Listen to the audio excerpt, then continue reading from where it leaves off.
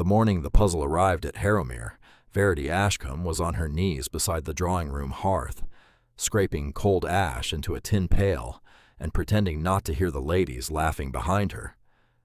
She had learned, over 3 winters in this house, to fold herself into the furniture. A large woman does not disappear the way a slight one does. She has to work at it, and Verity had worked. She kept her shoulders soft, her breath even, her broad back turned to the room so the sweep of her hips in the gray wool skirt was only a shape by the fender, not a person. Her sleeves were rolled to the elbow, her forearms were strong and freckled and quite steady on the hearth-brush. Ash smudged one wide cheek, and she did not raise her hand to wipe it, because a servant who feels her own face becomes a servant with a face, and a servant with a face is a servant one begins to notice, and being noticed at Harrowmere by these particular ladies had never gone well for her. But the tale you are about to hear, child, is the tale of how being unseen ended for Verity Ashcombe on a Tuesday morning in November, in a cold drawing-room, with a wooden box in the middle of the tea-table, and 5 clever women stood around it, who could not for the life of them open it. "It is a trick," said Lady Millicent Crewe, laughing that pitched laugh of hers that always sounded like a little bell struck too hard. "The Duke means to make fools of us, depend on it." "He means to choose a clever wife," murmured her cousin Sophronia, who had brought a lorgnette she did not need. "Or a patient one, I cannot decide which." "A wife of rank at any rate," said Lady Millicent. "One does not send a puzzle to a housemaid." The laughter that followed was small and considered, the way laughter is when women are being observed by other women and wish to appear only mildly cruel. Verity brushed the last of the ash into the pail. Her ears were warm. She did not turn. The box on the tea-table was perhaps a foot square, made of a dark wood inlaid with pale stars, and it had no visible lock. That was all she had seen of it when she carried it in. The footman had said it came by a rider from Ravenshaw at first light, addressed to the Dowager Countess of Fenmore, with a card in the Duke's own hand. For those ladies who consider themselves candidates for the Duchy of Ravenshaw. She who opens it may keep what lies within. My compliments.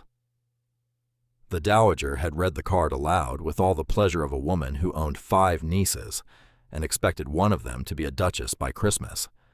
Then she had set the box in the middle of the tea-table and invited every unmarried woman of quality within a day's ride to try her hand. That was 3 hours ago. The box had not opened. "There must be a catch," said Lady Millicent, prising at a corner of the inlay with a hairpin. "A spring. Something." "Do not damage it," snapped the Dowager. "He would know." "He would know?" "He would know." There was, Verity noted, a small silence at that. The Dowager was not a fanciful woman. If she said the Duke of Ravenshaw would know that a hairpin had scratched the inlay of a box he had sent, then he would know. Verity gathered her pail and her brush and rose. She did it carefully, because rising from the hearth without disturbing the room was an art, and because her knees, at 9 and 20, had begun to complain about kneeling on stone. She kept her head lowered. She turned to leave, and on the way past the tea-table, she looked at the box. She did not mean to. She meant to walk straight through and out to the servants' passage, but the light from the tall window fell across the lid at that moment, and she saw, quite clearly, what none of them had seen in 3 hours of hairpins and lorgnettes. The pale stars in the inlay were not stars.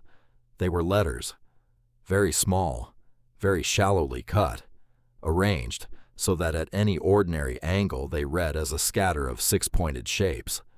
But when the light struck the lid at a slant, the cuts caught shadow, and each little star became a letter, and the letters, read across in the order the inlay laid them out, spelled a word. She was 3 steps past the table before she caught her breath. She kept walking, down the passage, through the green baize door, into the kitchen corridor. She set the pail down at the boot room. She stood a moment with her hand against the cold wall. Her heart was beating in a manner she had not felt in a very long time. She knew what the word said. And she knew, more troublingly, that she knew what to do with it.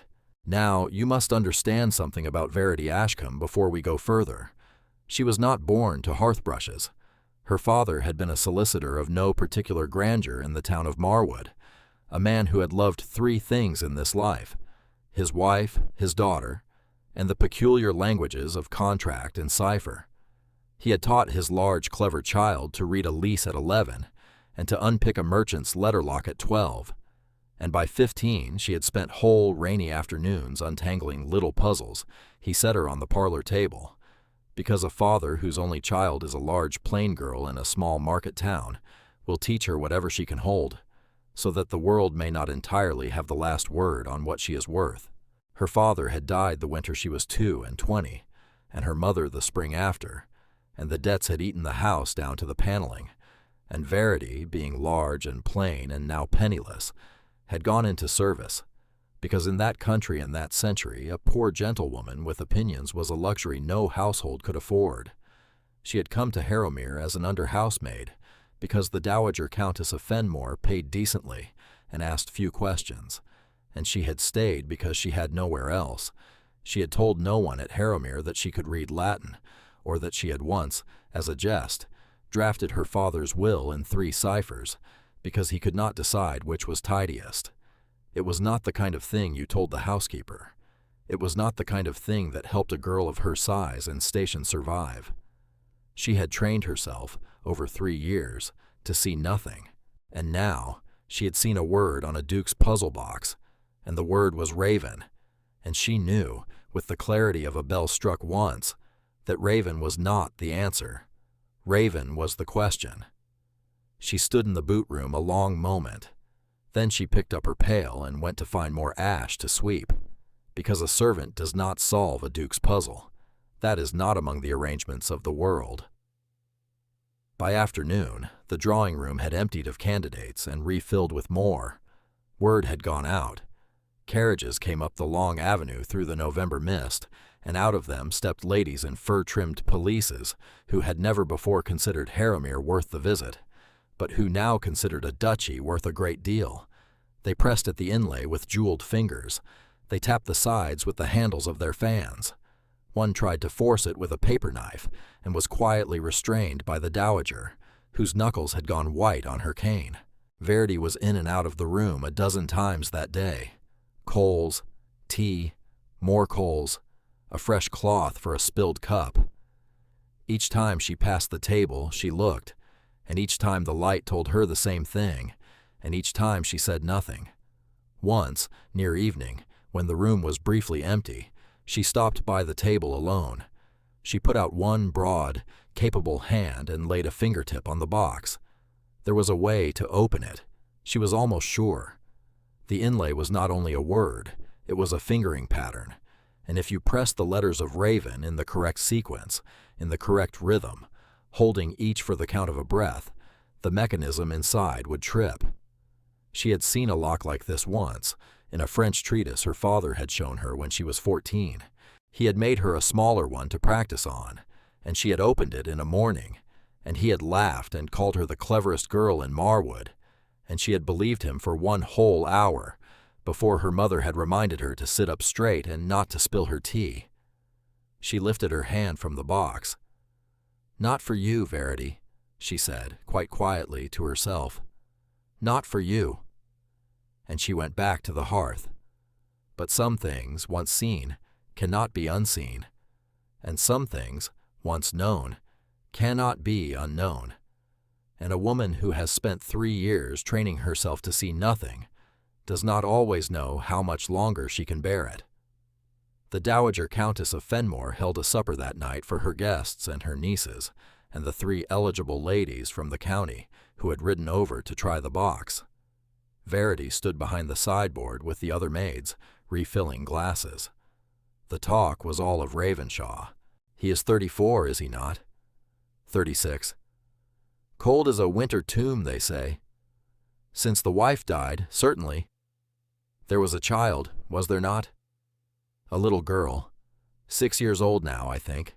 She's not spoken since the mother died." "Not spoken? Not at all?"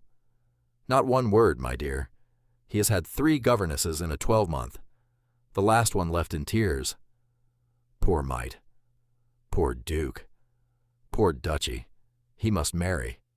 There is a codicil, is there not? Something about the guardianship if he does not. His uncle would take the child, they say. There is bad blood there. The uncle wants the estate.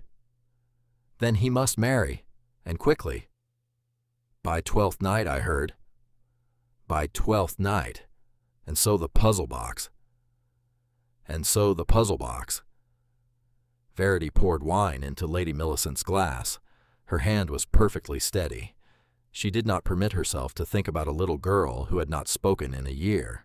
She did not permit herself to think about a mother she had loved for 22 years, and a father she had loved for as long, and how, in the first weeks after her mother's death, she herself had not spoken to a living soul except her father's dog, because there had not been words yet for what was in her mouth. She did not think of any of it. She refilled the glass and stepped back. Later, when the ladies had gone up to bed and the fires were being banked, the dowager came into the drawing-room and stood before the box on the tea-table, and Verity, coming in with the last of the coals, saw her mistress's face in the candlelight, and saw something in it she had not seen before. Not calculation, not pride, fear. The dowager had a large stake in this business, Verity understood suddenly. The dowager wanted one of her nieces to be the Duchess of Ravenshaw, and the dowager had begun to understand that none of her nieces was going to open the box. You may take the coals through, Ashcombe. Yes, my lady. And close the door behind you. I wish to think. Yes, my lady. Verity crossed the room. At the door she paused. She should not have paused, but she was very tired, and the little girl of 6 had not spoken in a year, and the box lay on the table like a question that had been asked of the wrong people. My lady. The dowager did not turn. Yes, Ashcombe. Forgive me, my lady. May I ask what is inside it? There was a silence. Then the dowager laughed, a short, unhappy sound. How should I know? He did not say. Something small, one supposes. A ring, perhaps. He is fond of theater. And whoever opens it, she is to be his wife? Whoever of my nieces opens it, said the dowager sharply, is to be considered by him with particular favor. That is the arrangement. It was arrived at between his family and mine some months ago. This is his flourish. He wished the choice to feel less arranged. Men are strange creatures, Ashcombe. Now shut the door. Yes, my lady. Verity shut the door. She stood a moment in the passage with her hand on the latch. Then she carried the coals down to the boot room and set them by the wall. She did not sleep that night. She lay in the narrow attic bed she shared with Betsy, the second housemaid, and she stared at the low-sloped ceiling, and she thought about a little girl who had not spoken for a year, and she thought about a duke who set puzzles because he could not bear to choose a wife by any of the ordinary means, and she thought about her father, who had told her once, in the drowsy, warm parlor of a house that no longer existed, that a puzzle is only ever a question, dressed up to look like a game. A puzzle is only ever a question, dressed up to look like a game. She got up before dawn. The house was cold and still. She went barefoot down the servants' stairs in her flannel wrap, with her hair down her back in one heavy, dark plait. She carried a candle. She went to the drawing-room. She shut the door behind her. The box lay on the tea-table where the dowager had left it. Verity Ashcombe, large, plain, overlooked, set her candle down on the mantel. She crossed to the table. She stood over the box a long moment, and it seemed to her that she stood there for the whole of her life until then, and that she was choosing something now she could not later undo. She sat down. She looked at the inlay in the low candle flame, and the letters rose out of the pattern as clearly as if they had been written in ink. R-A-V-E-N. She laid her large, clean fingertip on the R. She pressed. She counted a breath. She pressed the A, another breath, the V, the E, the N. There was a click, small and dry, like a walnut breaking in the next room. The lid rose 1/4 of an inch. Verity did not move for a long time. Her breath was quick and shallow. Then, slowly, she lifted the lid the rest of the way and looked inside. There was no ring. There was a letter, folded once, in a heavy hand she did not know. And under it, wrapped in a scrap of black silk, a child's toy, a little wooden horse, painted white, with a red ribbon knotted through the mane. Verity took out the letter. She held it in the candle flame, and she read it. To she who opens this, I do not require a wife of rank. I require a wife who can see what others cannot, and who will be kind to a child who cannot yet be kind back. If you are reading this, you have proved the first. Come and prove the second. Ask for the Duke of Ravenshaw, and give him the horse. He will know. The signature was a single letter. Verity sat very still in the dark drawing room, with a duke's letter in one hand and a child's horse in the other, and she understood that the world had just tilted, and she understood that she must decide before dawn what she was going to do. She thought of the dowager. She thought of Lady Millicent. She thought of a little girl of 6 who had not spoken in a year, and who had once loved a small white horse with a red ribbon in its mane. She got up. She put the letter and the horse in the pocket of her wrap. She closed the box, and she pressed the R, the A, the V, the E, the N again, in reverse, and the lid clicked shut, and the puzzle was, to all appearances, unsolved once more. She went back up to the attic. She lay down beside Betsy. She did not sleep, but by the time the bell rang for the maids to rise, she had decided. She was going to Ravenshaw. She left at first light on foot. She told Mrs. Hobbs, the housekeeper, that she had word of a sister taken suddenly ill and must go to her, and Mrs. Hobbs, who was fond of Verity in the sparing way housekeepers permit themselves, gave her a shilling from her own purse and the loan of a shawl. Verity walked out of Harrowmere with the horse and the letter in her pocket, and everything else she owned in a bundle at her side. It was 6 miles across country to Ravenshaw. The frost was thick on the hedgerows. Her breath went before her in the cold air. She thought, as she walked, about all the reasons this was foolish. She was a housemaid. She was 30. She was, as the dowager's nieces had never quite said aloud, but had said in every other way, a woman of her size, and no man of rank looked twice at a woman of her size. The Duke would take one look at her at his door, and send her to the servants' entrance, and keep the horse for his daughter, and think no more of it. That was the likely thing. That was the sensible thing. She kept walking, because there was a second possibility, and it was smaller and stranger, and it had to do with the fact that a man who wrote, I do not require a wife of rank, had probably written those words for a reason, and had probably meant them. She reached Ravenshaw as the church bell in the village was striking 11. The house stood on rising ground above a slow gray river, all dark stone and tall windows, and a great iron gate that stood open because no one had bothered to close it. Ravens, the several of them, sat along the ridge of the stable roof and watched her come up the drive. She held her plain, broad shoulders straight. She held her chin up. She had ash on the hem of her skirt from yesterday's grate, and she had not had time to change it, and she did not permit herself to care. She rang at the front door, because to ring at the servants' entrance was to answer the question before it was asked. A footman opened it. He took her in, the large woman in a housemaid's wool, the plain shawl, the mud on the hem, and his mouth composed itself for dismissal. I have come to see the Duke of Ravenshaw, said Verity, on his own business. I will wait in whatever place suits you until he can be found. The footman's mouth did not open. I have, said Verity gently, a small white horse in my pocket. He will know what that means. The footman looked at her a long moment. Then he stepped back. Wait here.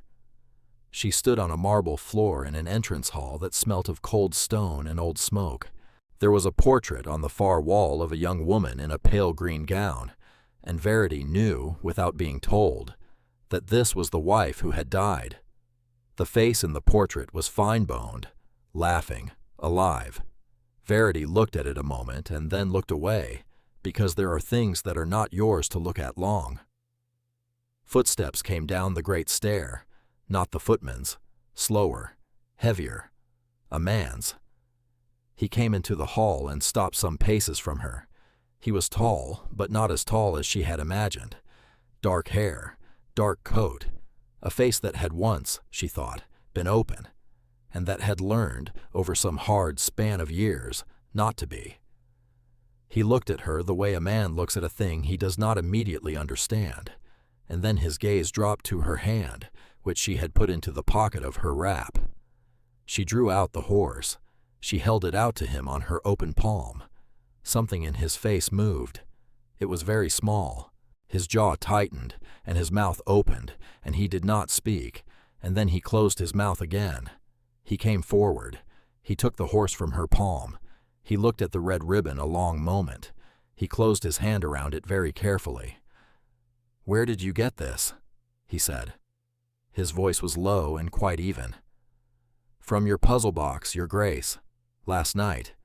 In the drawing room at Harrowmere." "You are one of the dowager's nieces?" "I am one of the dowager's housemaids." He looked at her. Now, if you had been watching, child, you would have thought his face did not change. It did not, on the surface.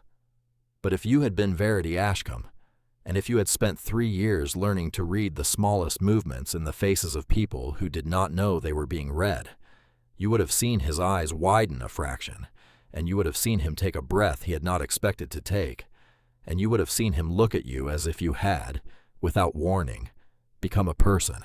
"Come with me," said the Duke of Ravenshaw. He took her not to a drawing room, but to a library. It was a long room with tall windows facing the river, and it was cold, and the fire in the grate had gone down almost to embers. He crossed to it and knelt without ceremony, and built it up himself with kindling and coals from the scuttle, and Verity watched him do it and thought, "He does not ring for a servant.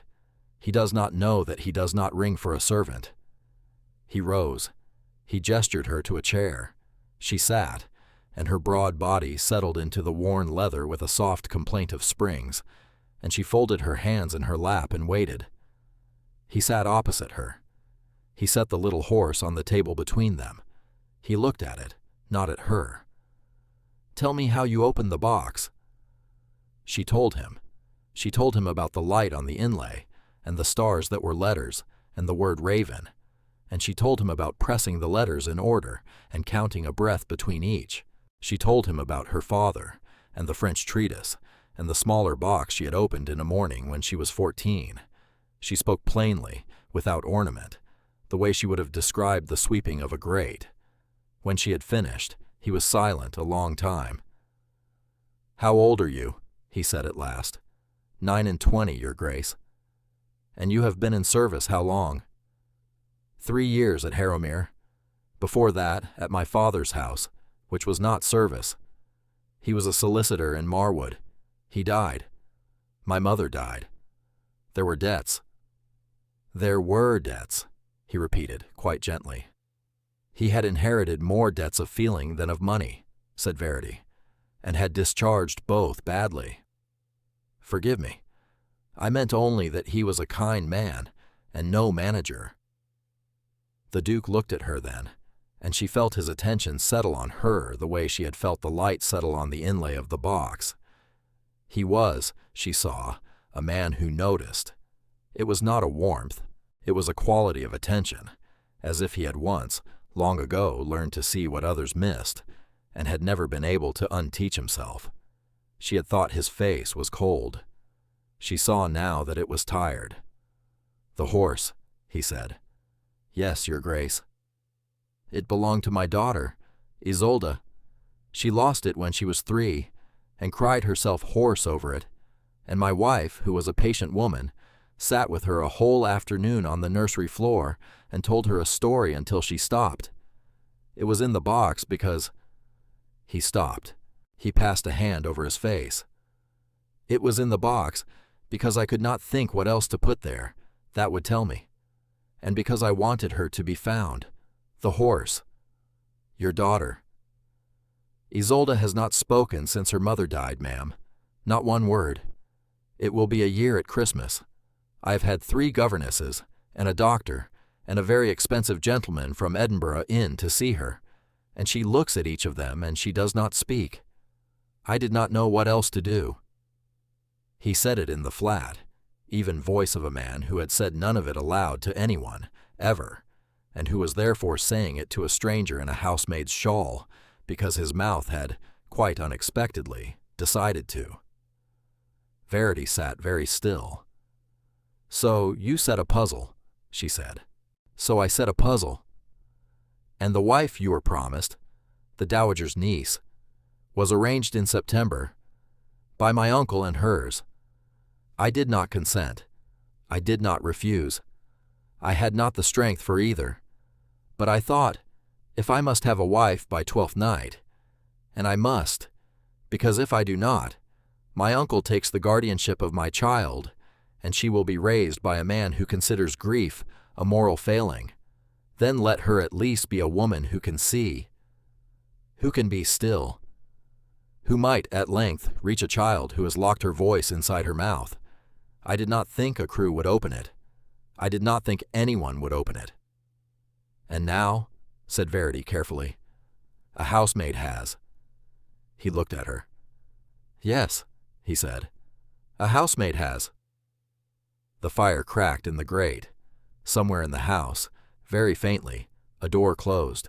Verity thought about 12th night, which was 7 weeks away, and about a small girl she had not yet seen who had not spoken for a year, and about the little wooden horse on the table between them, with the ribbon tied through its mane by hands that no longer moved. She said, "Your Grace, before I answer anything, you will tell me the truth, all of it. I do not bargain with half a story. Is there any part of the arrangement with the crews that binds you, whatever I decide?" "No. The dowager was told my interest was contingent.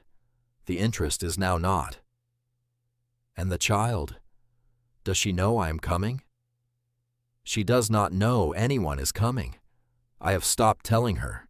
It only hurts her." "And your uncle?" "My uncle will fight it. He will call you an adventuress and me a fool. He will produce every argument he can find, and 1 or 2 he cannot. He is very determined." "Then," said Verity, "here are my conditions. I will not enter your house as decoration. I will not be introduced as a lady of anywhere I am not from. If you present me plainly, that you set a puzzle, that I solved it, that the arrangement between us is what it is. I will not have your servants lie for me. Second, I will have authority over the nursery from the day I arrive, and no one, not you, not your uncle, not any doctor from Edinburgh, will overrule me in it.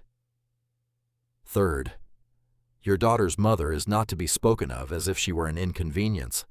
The portrait stays. The name is said. Whatever grief remains in this house remains. I will not build my place by pushing another woman out of hers. Do you agree?" He looked at her. "Now, child, this was the moment. And you must understand that men are slow, and dukes are slowest of all, and grief makes fools of the cleverest of us." He had come down to that hall expecting a lady with a note.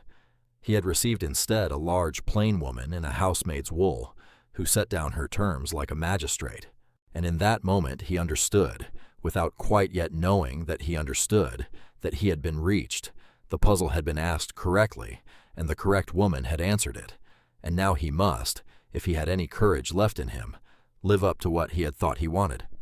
"I agree," he said, "to all 3. Then I will come."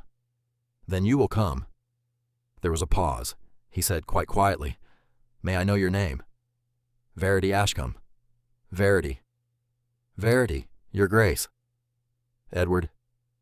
"I would not use it, your Grace, not yet." "No," he said, "not yet."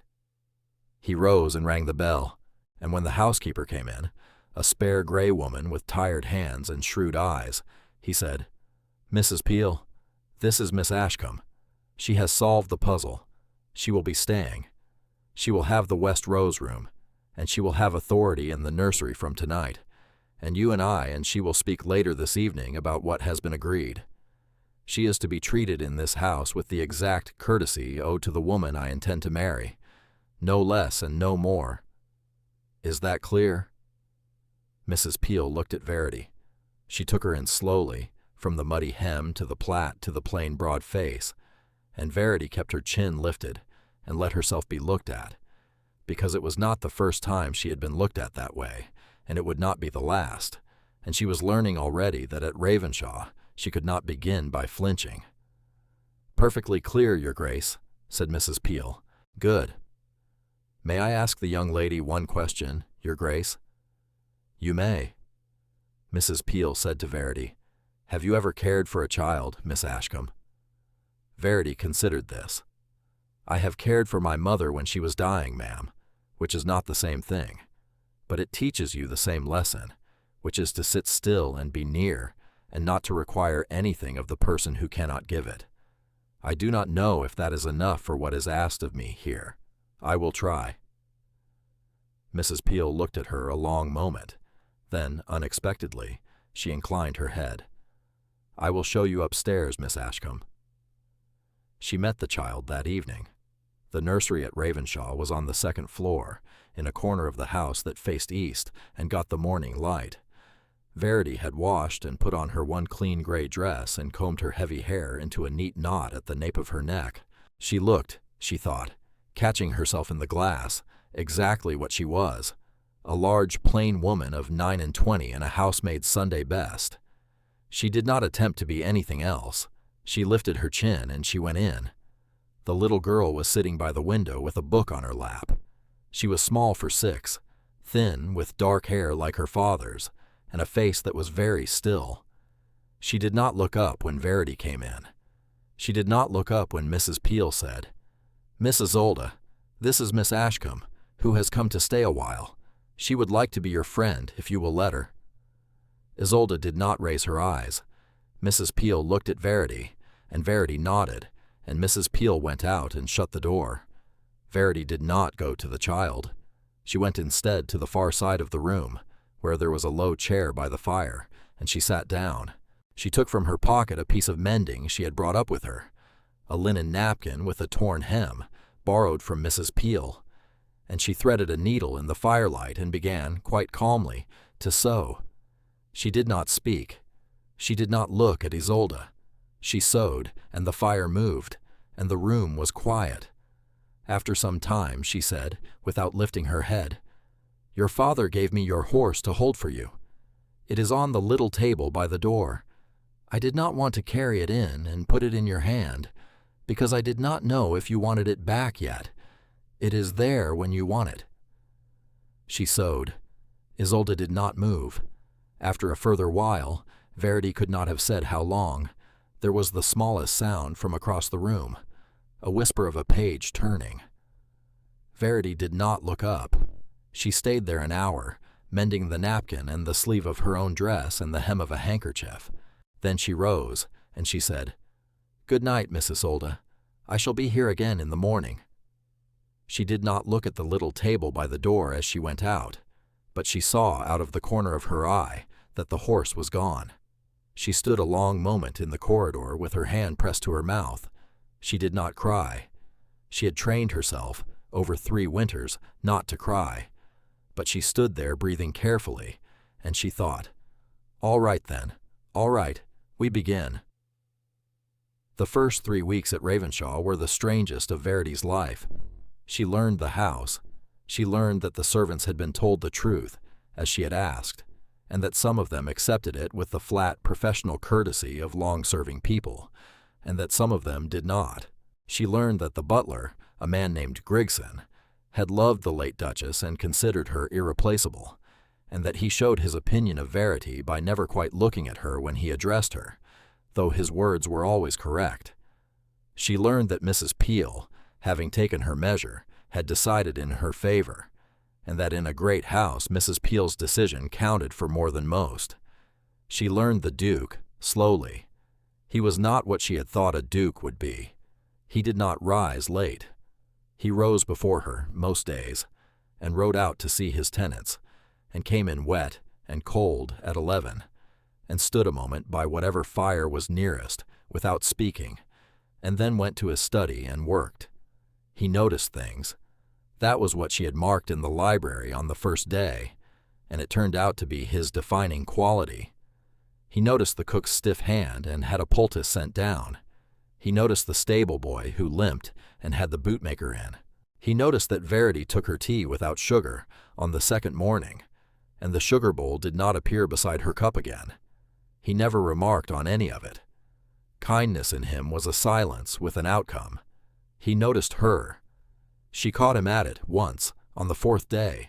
She was in the long gallery with Isolde, showing her how to look at the family portraits without being afraid of them, and she turned and saw him standing in the doorway, watching them, and she saw in his face something she had not thought she would ever see any man's face wear when it was turned toward her. Not pity, not calculation. A quiet, sober attention, as if she were something he had not yet finished reading. He met her eye. He did not look away. He said only, "Do not let me interrupt," and went on down the corridor. But Verity carried that look with her for the rest of the afternoon, and she did not know what to do with it, so she folded it away, the way she folded away everything else she did not know what to do with, and she went on showing the little girl the portraits. The child, meanwhile, thawed the way a river thaws, not all at once, but in the smallest possible increments. On the fourth morning, she looked at Verity when Verity came into the nursery. On the sixth, when Verity sat mending, Isolde got down from her window seat and came and stood, wordless, by the arm of Verity's chair, and watched her sew. On the ninth, Verity took out a book, her father's old copy of Aesop, which she had rescued from the debts, and began to read aloud, not to Isolde, just to the room. And after a while, Isolde climbed up beside her on the settle, and put her small, warm side against Verity's large, warm side, and Verity kept reading in the same even voice, while her heart was doing something very foolish in her chest. On the 12th day, Isolde took her hand, not to be led anywhere, not to ask anything, just took it, the way a child takes a hand it means to keep hold of, and did not let go for the rest of the walk down the corridor. Verity told the Duke, that evening, at supper. They ate together now, the two of them, in the small dining room. She had refused the great hall on the second night. "I will not sit at one end of a table 20 feet from you, Your Grace, pretending we are performing something we are not." And he had agreed at once, and the small dining room had become theirs. She told him about the hand. He set down his glass. He said, "She has not held anyone's hand since her mother." "I know." "You are—" He stopped. He seemed to consider several words and reject all of them.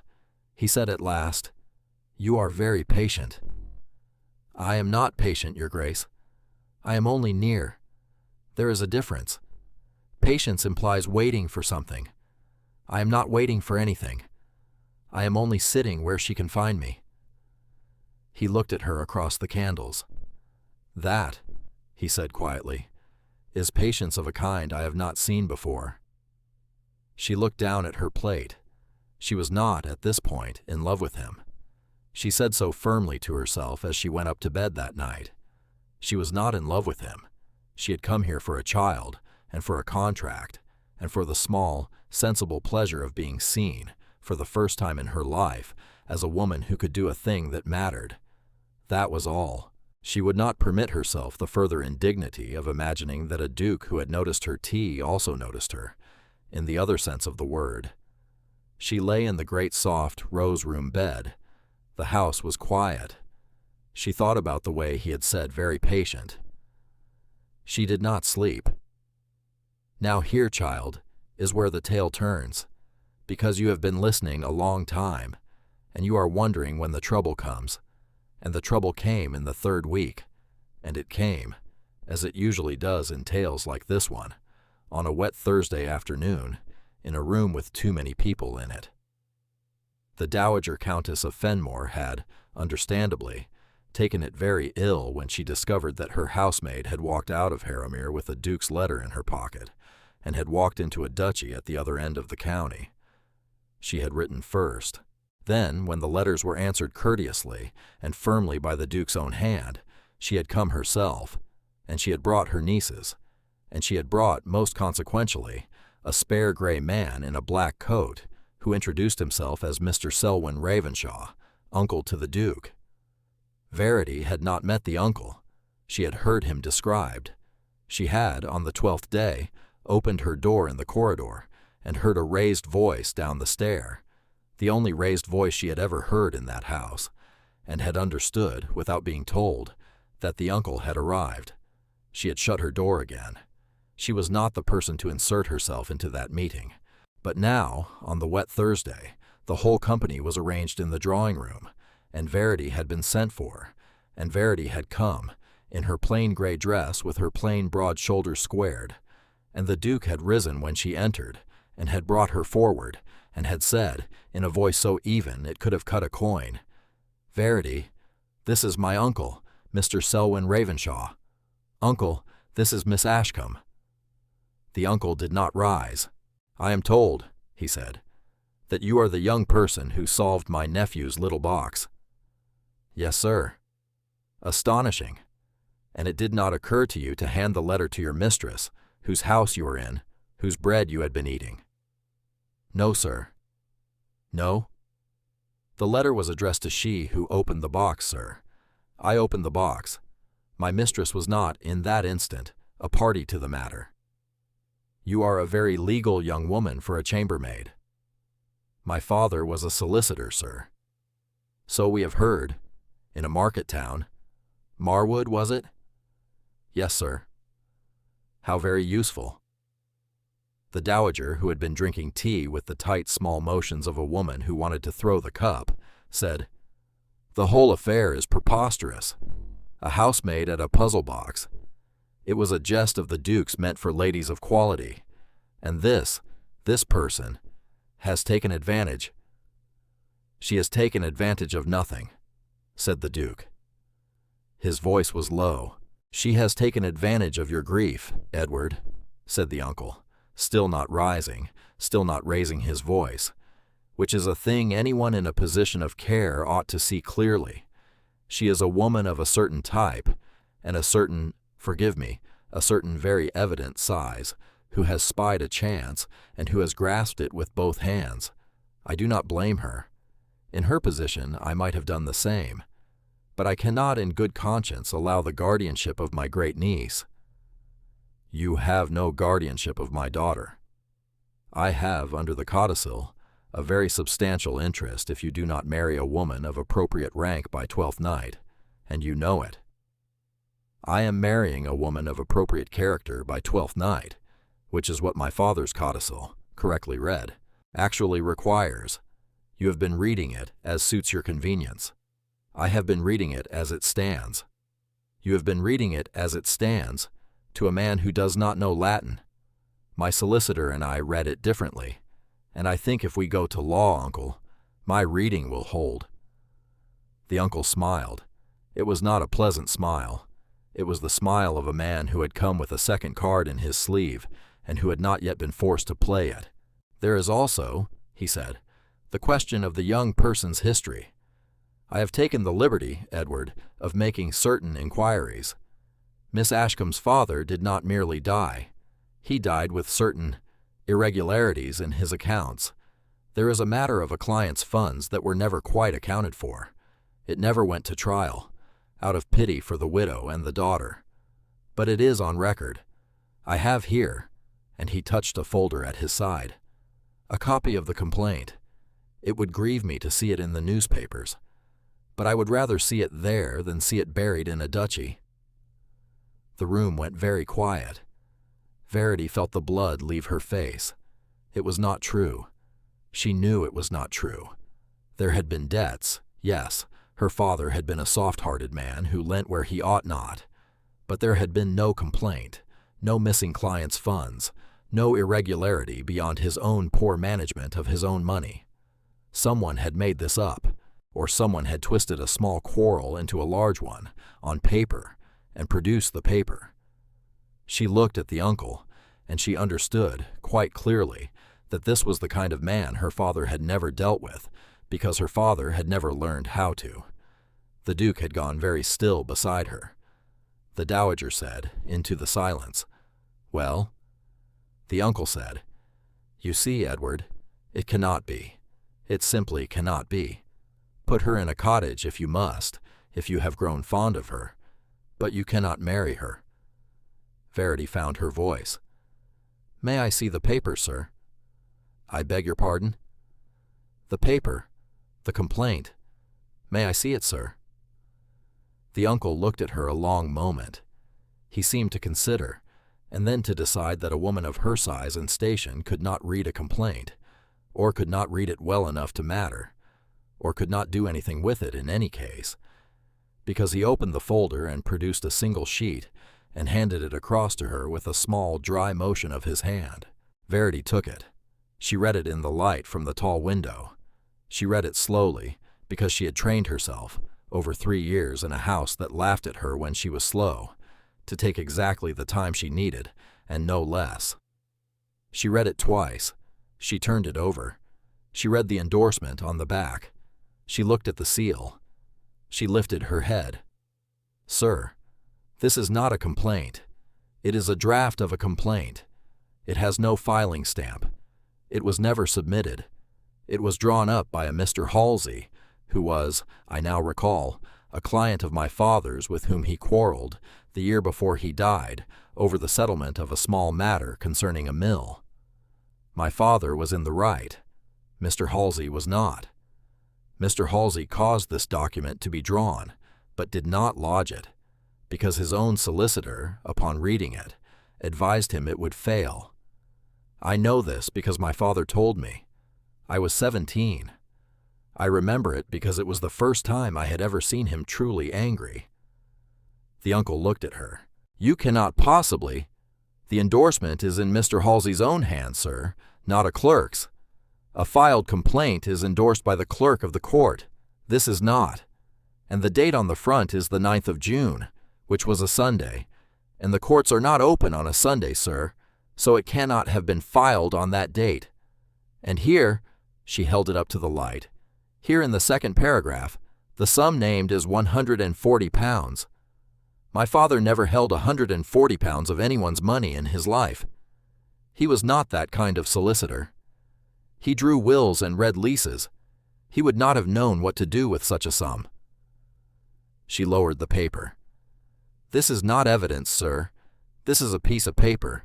My father was a poor manager of money and a kind man who died in debt, and I will grieve him all my life. But he was not a thief, and if this is the best you have, sir, then you have nothing." The room was silent. The Duke was looking at her.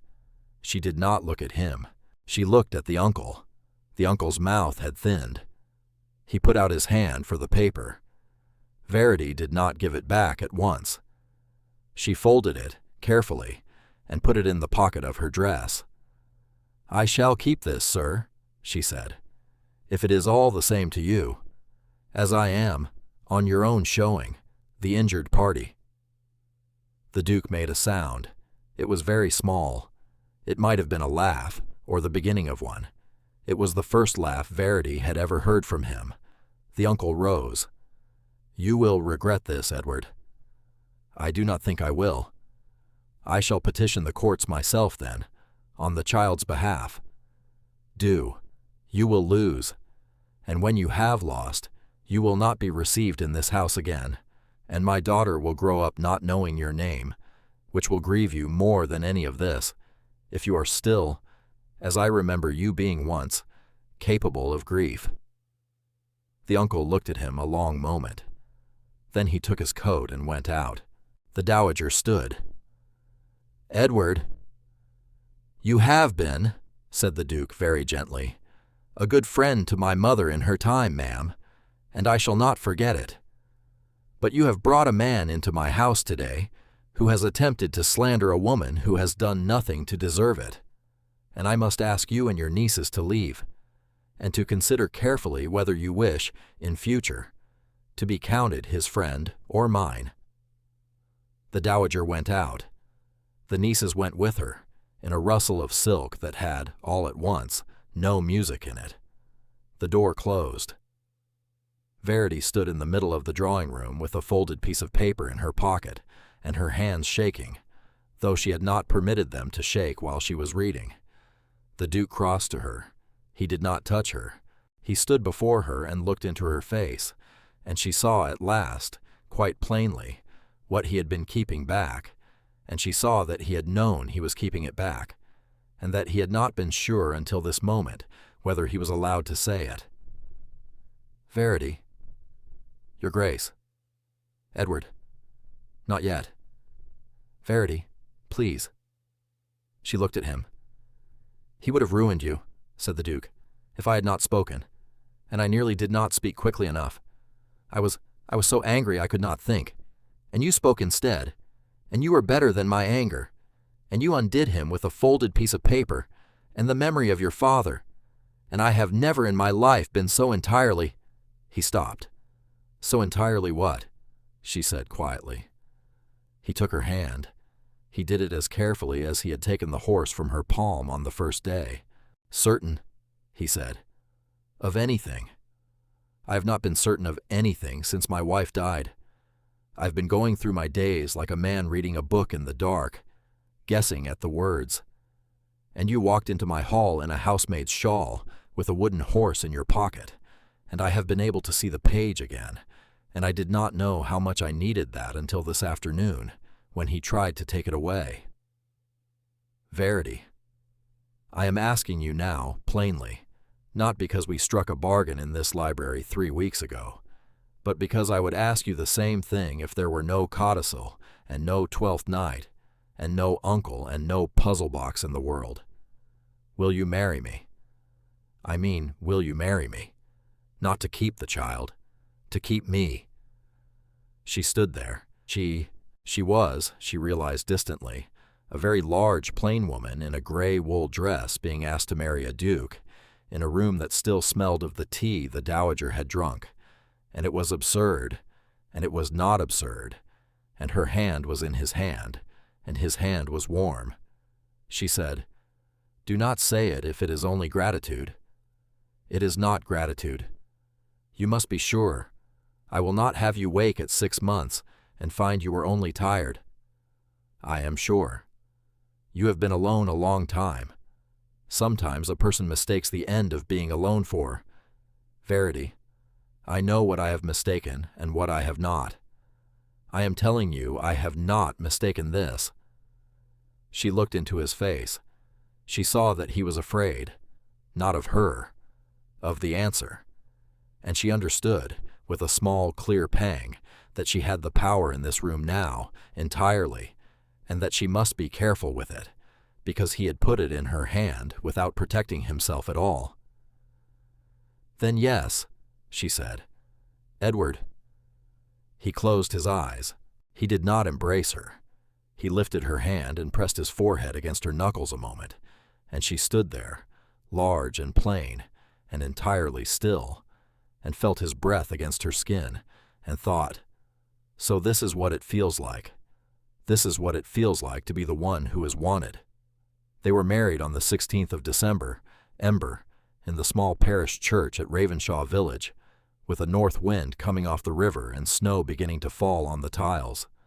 Verity wore a gown of deep green wool that Mrs. Peel had made in a week from cloth the Duke had chosen himself, and she carried a sprig of holly because it was what the season gave her, and because she would not pretend to a hothouse rose.